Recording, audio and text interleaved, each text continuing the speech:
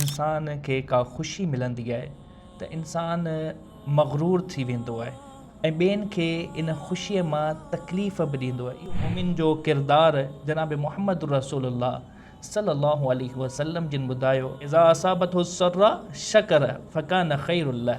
जॾहिं बि उनखे का ख़ुशी मिलंदी आहे त हू अल्लाह रब्बुल इज़्ज़त जो शुक्र अदा कंदो आहे ऐं इहो ई उन जे लाइ बहितरु आहे। का बि नेमत इंसान खे मिले त उन जी निस्बत इंसान अल्लाह रब्बुल इज़्ज़त ॾांहुं करे। अल्लाह रब्बुल इज़्ज़त फरमाए थो, फमा बिकुम मिन निअमतिन फमिन अल्लाह। त तव्हांखे जेका बि नेमत मिले थी, जेका बि ख़ुशी मिले थी, उहा अल्लाह रब्बुल इज़्ज़त जे तरफ़ां आहे। अल्हम्दुलिल्लाहि वस्सलातु वस्सलामु अला रसूलिहिल करीम, अम्मा बअद, फ़अऊज़ु बिल्लाहि मिनश शैतानिर रजीम, बिस्मिल्लाहिर रहमानिर रहीम। मौजूद सामीन किराम, जीअं ख़ुशी जे मौक़े ते असांजो मनफ़ी रवैयो असांजे मुआशरे में अक्सर तौर ते ॾिठो वञे थो, उहो इहो त जीअं ई इंसान खे का ख़ुशी मिलंदी आहे त इंसान मग़रूर थी वेंदो आहे ऐं पंहिंजे पैसे जो ऐं पंहिंजी जेका ख़ुशी आहे उन जो तमाशो मचाईंदो आहे ऐं ॿियनि खे इन ख़ुशीअ मां तकलीफ़ बि ॾींदो आहे। इहो उमूमी तौर ते असांजे मुआशरे में इहो मनफ़ी रवैयो ख़ुशी जे मौक़े ते ॾिसण में ईंदो आहे। इंसान ले कंदो आहे ऐं हद खां तजावुज़ करे वेंदो आहे। जॾहिं त ख़ुशी जे मौक़े ते दीन इस्लाम जी तालीम छा आहे, पॉज़िटिव रवैयो, हिकिड़े मोमिन जो किरदारु ख़ुशी जे मौक़े ते छा हुजणु घुरिजे, इन बारे में मुख़्तसर चंद गुज़ारिशूं तव्हांजे साम्हूं रखण जी कोशिशि कंदसि। अल्लाह रब्बुल इज़्ज़त का दुआ आहे त अल्लाह रब्बुल इज़्ज़त सही माना में क़ुरान ऐं सुन्नत जी रोशनी में इहे सभु शयूं ॿुधाइण, सम्झण ऐं सम्झाइण जी तौफ़ीक़ अता फ़रमाए। सभ खां पहिरियों उसूल बहैसियत मोमिन ख़ुशी जे मौक़े ते जेको असांखे इख़्तियार करणु घुरिजे, उहो इहो त जीअं ई का ख़ुशी, का नेमत असांखे मिले त असां उन ते अल्लाह रब्बुल इज़्ज़त जो शुक्र अदा कयूं। जीअं त मोमिन जो किरदारु जनाब मुहम्मद रसूलुल्लाह सल्लल्लाहु अलैहि वसल्लम जिन ॿुधायो त मोमिन जो किरदारु इहो आहे, जॾहिं बि उनखे ख़ुशी मिलंदी आहे, इज़ा असाबतहु सर्रा शकर फ़कान ख़ैरुल लह। जॾहिं बि उनखे का ख़ुशी मिलंदी आहे त हू अल्लाह रब्बुल इज़्ज़त जो शुक्र अदा कंदो आहे ऐं इहो ई उन जे लाइ बहितरु आहे। इहो ई उनजो सुहिणो रवैयो, सुठो मिज़ाज आहे। त जॾहिं बि ख़ुशी मिले, सभ खां पहिरियों कमु जेको असांखे करिणो आहे उहो इहो त अल्लाह रब्बुल इज़्ज़त जो इन ख़ुशीअ ते शुक्र अदा कयूं। नबी करीम सल्लल्लाहु अलैहि वसल्लम जिन शुक्र जी अदायगीअ जी तालीम इंतहाई बारीकी सां ॾिनी आहे। एसी ताईं नबी करीम सल्लल्लाहु अलैहि वसल्लम जिन फरमायो, सही मुस्लिम जी हदीस आहे, नबी करीम सल्लल्लाहु अलैहि वसल्लम जिन फरमाया त इन्नल्लाह ला यर्ज़ा अनिल अब्दी, अल्लाह रब्बुल इज़्ज़त पंहिंजे उन बाने खां राज़ी थी वेंदो आहे। कहिड़ो बानो? इज़ा अकलल अकलत, जेको बानो जॾहिं को मानी खाईंदो आहे, फ़यहमदहु, त उन ते हू अल्लाह जी हमद, अल्लाह जो शुक्र अदा कंदो आहे। ऐं जॾहिं को पाणी पीअंदो आहे त उन ते हू अल्लाह जी हमद बयानु कंदो आहे, अल्लाह जो शुक्र अदा कंदो आहे। त अहिड़े बाने खां अल्लाह रब्बुल इज़्ज़त ख़ुशि थिए थो। इहे जेके नेमतूं आहिनि, इहे बज़ाहिर त असांखे मामूली लॻनि थियूं, त पाणी पीअणु, मानी खाइणु, पर इहे बि अल्लाह जूं वॾियूं नेमतूं आहिनि। असां पंहिंजे मुआशरे में ॾिसूं था त केतिरा ई माण्हू अहिड़ा आहिनि जेके इन्हनि नेमतुनि खां बि महरूम आहिनि। उन्हनि जे अॻियां कई क़िस्म जा खाधा जेको हुकुम कनि उहो खाधो उन जे अॻियां पेश थी वञे। एॾी वॾी उन जी हैसियत आहे, पर उन जे बावजूदि अल्लाह ताला उन्हनि खे अहिड़ियुनि बीमारियुनि जे अंदरि मुब्तला करे छॾियो आहे जो हू उन्हनि मां सिर्फ़ु सादियूं शयूं खाई सघनि था। का बि अहिड़ी शइ जेका उमूमी तौर ते इंसाननि खे वणे थी, उन्हनि खां हुननि जो परहेज़ हूंदो आहे। त हीअ जेका मानी असांजे पेट में वञे थी, जेको पाणीअ जो ढुक असीं भरूं था, त इहा बि अल्लाह जी वॾी नेमत आहे। त हमेशह असांखे घुरिजे जॾहिं बि का बि नेमत असांखे मिले त उन ते अल्लाह जो शुक्र अदा कयूं। ऐं इन शुक्र जी अदायगीअ में उमूमी तौर ते असां नबी करीम सल्लल्लाहु अलैहि वसल्लम जिन जी ज़िंदगी खे ॾिसूं था, सहाबाए किराम रिज़वानुल्लाहि अलैहिम अजमईन जी ज़िंदगी खे ॾिसूं था, त का नेमत मिलंदी हुई त हू हिकिड़ो त शुक्रिया कलिमात अदा कंदा हुआ, अल्हम्दुलिल्लाह चवंदा हुआ, ऐं गॾोगॾु सजदे में किरी पवंदा हुआ। त असांखे घुरिजे त का नेमत अहिड़ी ख़ुशी वारी मिले त इंसान सजदे में किरी पवे, या ॿ रकातूं नफ़िल उन्हनि जो इहतमाम करे। जनाब मुहम्मद रसूलुल्लाह सल्लल्लाहु अलैहि वसल्लम ऐं सहाबाए किराम रिज़वानुल्लाहि अलैहिम अजमईन जो इहो अमल रहियो आहे। ॿियो जेको बुनियादी कमु असांखे करिणो आहे उहो इहो त हमेशह का बि ख़ुशी जॾहिं इंसान खे मिले, का बि नेमत इंसान खे मिले, त उन जी निस्बत इंसान अल्लाह रब्बुल इज़्ज़त ॾांहुं करे। ईअं न त पंहिंजी सलाहियत ऐं पंहिंजी अक़ल, पंहिंजी महारत उन ॾांहुं उन जी निस्बत करे। इहो बुनियादी अदब, इहो हर मोमिन खे इन अदब जो लिहाज़ रखणु घुरिजे। हमेशह का बि नेमत मिलणु घुरिजे, छो त जेके बि इंसान जे मथां नेमतूं थियनि थियूं, जेके बि इंसान खे ख़ुशियूं ऐं राहतूं मिलनि थियूं, इहे सभु अल्लाह जे तरफ़ां आहिनि। अल्लाह रब्बुल इज़्ज़त ही मुसब्बिबुल असबाब आहे। अल्लाह रब्बुल इज़्ज़त फरमाए थो फमा बिकुम मिन निअमतिन फमिन अल्लाह, त तव्हांखे जेका बि नेमत मिले थी, जेका बि ख़ुशी मिले थी, उहा अल्लाह रब्बुल इज़्ज़त जे तरफ़ां आहे। त हमेशह इन अदब जो असां लिहाज़ रखूं।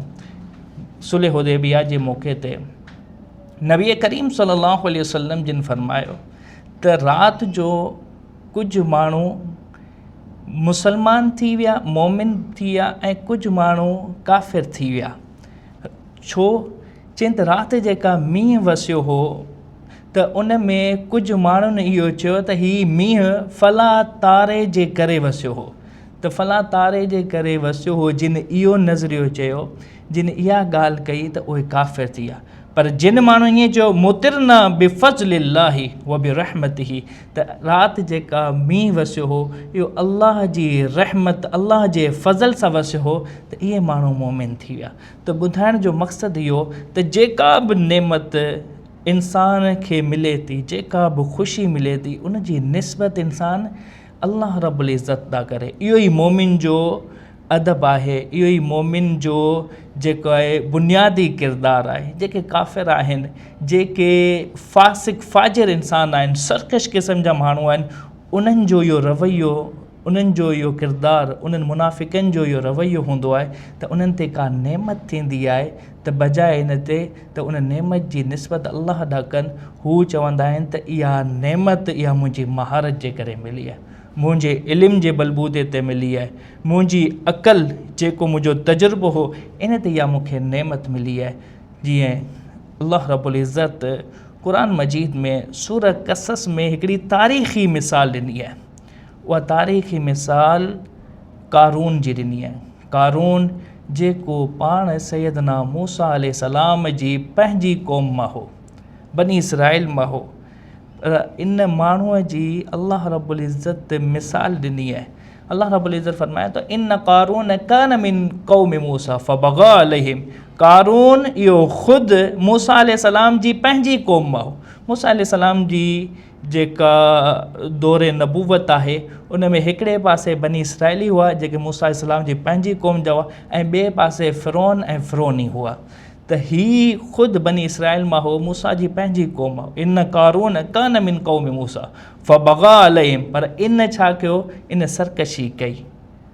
ऐं अल्लाह रब्बुल इज़्ज़त फरमाए त मूं इन खे ख़ज़ाननि सां नवाज़ो, एतिरा ख़ज़ाना जंहिं जूं चाबियूं बि खणण जे लाइ हिकिड़ी मज़बूत जमायत हुई जेका झुकी वेंदी हुई, एतिरा उनखे ख़ज़ाना ॾिना विया। पर क़ौम वारनि उन्हनि खे चयो त तव्हां इन ते तकबुर न कयो, घमंड न कयो, गुरूर न कयो। अल्लाह रब्बुल इज़्ज़त तकब्बुर गुरूर करण वारनि खे बिल्कुलु बि पसंदि नथो करे। ऐं माण्हुनि खे नसीहत कई त जीअं अल्लाह रब्बुल इज़्ज़त तव्हांजे मथां पंहिंजा अहसान कया आहिनि त तव्हां बि ईअं ई माण्हुनि सां अहसान कयो। अल्लाह जूं नेमतूं आहिनि जेके तव्हांखे मिलियूं आहिनि त इन्हनि नेमतुनि मां तव्हां अल्लाह जी राह में बि ख़र्चु कयो ऐं पंहिंजूं जेके ज़रूरतूं आहिनि उहे बि पूरियूं कयो। त जवाब में छा थो चवे थो त इन्नमा ऊतीतुहु अला इल्मिन इंदी, त हीअ त मूंखे पंहिंजे इल्म जे बलबूते ते मिलियो। को अल्लाह जो फज़ल, को अल्लाह जो करम कोन्हे, हीअ मुंहिंजी महारत हुई जंहिंजे करे हीअ सभु शयूं मिलियूं आहिनि। त असांखे इहा तारीख़ी मिसाल ॾिनी वई आहे क़ारून जी त हुन पंहिंजे इल्म, पंहिंजे महारत, पंहिंजी क़ाबिलियत उन्हनि ॾांहुं इन्हनि नेमतुनि जी निस्बत कई। बदिले में छा थियो, अल्लाह रब्बुल इज़्ज़त जे तरफ़ां हुकुम अचे थो इन क़ारून खे पंहिंजे सभिनीनि ख़ज़ाननि समेत ज़मीन में दसायो वञे थो, ज़मीन में ग़र्क़ कयो वञे थो। त लिहाज़ा जॾहिं बि का बि ख़ुशी मिले, इहो अदब जो तक़ाज़ो आहे त असां उन ख़ुशी जी निस्बत अल्लाह ॾांहुं कयूं ऐं अल्लाह रब्बुल इज़्ज़त जो शुक्र अदा कयूं इन ख़ुशी जे मौक़े ते। हिते हिकिड़ो ॿियो सुवालु आहे त जेके ख़ुशियूं असांखे मिलनि थियूं उन्हनि खे मल्हाइणु कीअं, त दीन इस्लाम इन फ़ितरी रवैये जी बि इस्लाह कई आहे। ख़ुशियूं मल्हाइण जी तालीम दीन इस्लाम ॾिनी आहे, पर कुझु दीन इस्लाम जेके आहिनि हुदूद, कुझु बाउंड्रीज़ उहे रखियूं आहिनि। उन्हनि जे अंदरि जेकॾहिं इंसान पंहिंजूं ख़ुशियूं मल्हाए थो त इहे ख़ुशियूं बाइसे बरकत आहिनि। पर जेकॾहिं अल्लाह रब्बुल इज़्ज़त जूं जेके हुदूद आहिनि उन्हनि खे इंसान पामाल करे थो त पोइ इहे ख़ुशियूं, इहे अज़ाब ऐं बेबरकतीअ जो सबबु आहिनि। त लिहाज़ा उहे हुदूद कहिड़ियूं आहिनि? सभ खां पहिरियों उसूल जंहिंखे असांखे अपनाइणु घुरिजे जॾहिं बि असां ख़ुशी मल्हायूं था, त सभ खां पहिरियों उसूल जेको असांखे अपनाइणु घुरिजे उहो इहो त जेका बि ख़ुशी मल्हायूं था उहा हलाल हुजे, नाजाइज़ ऐं हराम न हुजे। मिसाल ईदूं आहिनि, ईद उल फितर, ईद उल अज़हा, इहे ॿई ख़ुशियूं आहिनि त इहे छा आहिनि? हलाल ख़ुशियूं। हराम ऐं मशकूक मामिलो न हुजे। जीअं असांजे मुआशिरे में कुझु मसनूई ईदूं हिन दीन जे अंदरि दाख़िल कयूं वयूं आहिनि, जीअं ईद मिलादुन नबी, ईद उल ग़दीर। त इहे छा आहिनि? इहे हथरादू ईदूं आहिनि जिन जी दीन इस्लाम में का हैसियत, का हक़ीक़त कोन्हे। अहिड़े तरीक़े सां ग़ैर मज़हबनि जूं जेके ईदूं आहिनि, दिवाली थी वई, क्रिसमस थी वियो, इहे सभु नाजाइज़ ईदूं आहिनि, इहे सभु नाजाइज़ ख़ुशियूं आहिनि। इन्हनि खे मल्हाइणु उहो नाजाइज़ ऐं हराम आहे। त पहिरियों उसूल जेको असांखे इख़्तियार करणु घुरिजे, जेका बि ख़ुशी मल्हाए उहा हलाल हुजे। जीअं ईदूं आहिनि, जीअं असांजी शादी जूं तक़रीबात आहिनि, जीअं ॿार जी विलादत खां पोइ अक़ीक़ो, उनजी माण्हू हिकिड़ी ख़ुशी मल्हाए, हिकिड़ी तक़रीब करे थो, त इहे सभु शयूं हलाल आहिनि। हराम शयुनि खां असांखे बचिणो आहे। ॿियो जेको उसूल आहे, जेको असांखे पंहिंजी ख़ुशियुनि खे मल्हाइण में जंहिंखे मद्देनज़र रखिणो आहे, उहो इहो त जेका बि ख़ुशी मल्हायूं था उहा भले हलाल आहे, पर उन में अहिड़ा कम न कया वञनि जेके हराम हुजनि। छो त जेकॾहिं उन्हनि में उहे कम कया वञनि जेके हराम हुजनि त पोइ उहा ख़ुशी उहा बि हराम थी वञे थी। जीअं मिसाल जे तौर ते शादी बियाह जी तक़रीब आहे, हलाल आहे, जाइज़ आहे। उन में माण्हुनि खे घुराए वञे थो, दावत कई वञे, हिकिड़ी ख़ुशी जो हिकिड़ो अरेंजमेंट कयो वञे थो, जाइज़ आहे। पर उन में अहिड़ा मामला इख़्तियार कया वञनि था जेके नाजाइज़ आहिनि। मौसीक़ी जो प्रोग्राम, म्यूज़िकल प्रोग्राम, डांस ऐं मर्द ज़न जो इख़्तिलात, बेहयाई, इहे सभु शयूं, दौल धमाका, इहे सभु शयूं उन में जेकॾहिं कयूं वञनि थियूं त पोइ इहा शइ इहा नाजाइज़ थी वेंदी। त अहिड़ियूं शयूं जेके नाजाइज़ ऐं हराम आहिनि उन्हनि खे पंहिंजी ख़ुशियुनि मां परे रखियो वञे। जेकॾहिं उहे शयूं मिक्स थींदियूं त उहा ख़ुशी जेका हलाल आहे उहा हराम में तब्दील थी वेंदी। त अहिड़ियुनि शयुनि खां असांखे परहेज़ करणु घुरिजे। नंबर 3 शइ, त जेका बि ख़ुशी असां मल्हायूं था उन में इन शइ जो लिहाज़ रखियूं त उहा ख़ुशी जेका असां मल्हायूं पिया किथे ईअं त कोन्हे असां माण्हुनि जी तकलीफ़ जो सबबु पिया बणिजूं।